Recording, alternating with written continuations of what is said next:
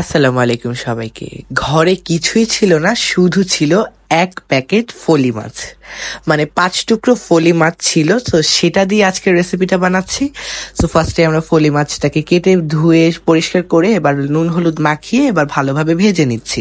এটাকে ফার্স্টে আমরা তেলটা গরম হয়েছে, এবার আমরা মাছগুলোকে ভালোভাবে ভেজে নিব। রাঁধুনি আপুদের জন্য আরেকটা টিপস, সেটা হচ্ছে ফলি মাছটাকে অতিরিক্ত ভাজা যাবে না। যখন হালকা একটু ব্রাউন কালার চলে আসবে তখনই আপনারা এটাকে ভেজে উঠিয়ে নেবেন। এরপরে কড়াই নিয়ে নিয়েছি, কড়াই পরিমাণ মতো তেল দিয়ে দিচ্ছি।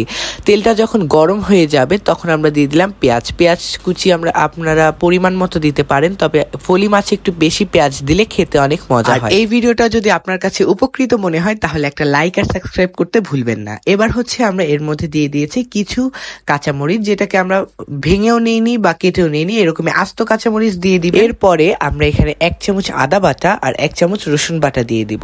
আদা রসুন বাটা দেওয়া হয়ে গেলে এবার এখানে এক এক করে গুঁড়া মশলা দিয়ে দিব, যেমন লবণ, হলুদের গুঁড়া, মরিচের গুঁড়া। এরপর মশলাগুলোকে আমরা ভালোভাবে কষিয়ে নিতে হবে। আর একটা কথা অবশ্যই মাথায় রাখতে হবে, মশলা দেওয়ার সময় অবশ্যই জালটা চুলার জাল লো আঁচে দিয়ে তারপরে আপনাদেরকে মশলাগুলো দিতে হবে।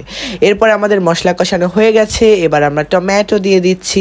টমেটোটাকে আমরা কিউব করে কেটে নিয়েছি। এবার এটাকে দিয়ে ভালোভাবে মিক্স করে নিতে হবে।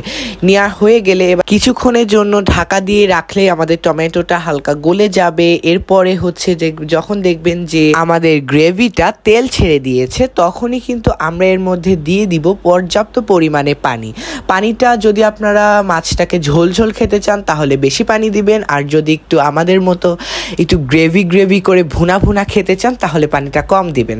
পানিটা দিয়ে আবার কিছুক্ষণের জন্য মশলাটাকে কষিয়ে নেওয়া হয়ে গেলে এবার আমরা এর মধ্যে ভেজে রাখা ফলি মাছগুলোকে দিয়ে দিব। আর ফলি মাছটা কারা খেতে পছন্দ করেন অবশ্যই কমেন্ট সেকশনে জানাতে ভুলবেন না। আর আমাদের পেজটা বা চ্যানেল যেখান থেকে আপনারা ভিডিওটা দেখছেন ভালো লাগলে অবশ্যই লাইক, ফলো এবং সাবস্ক্রাইব করে দিতে পারেন।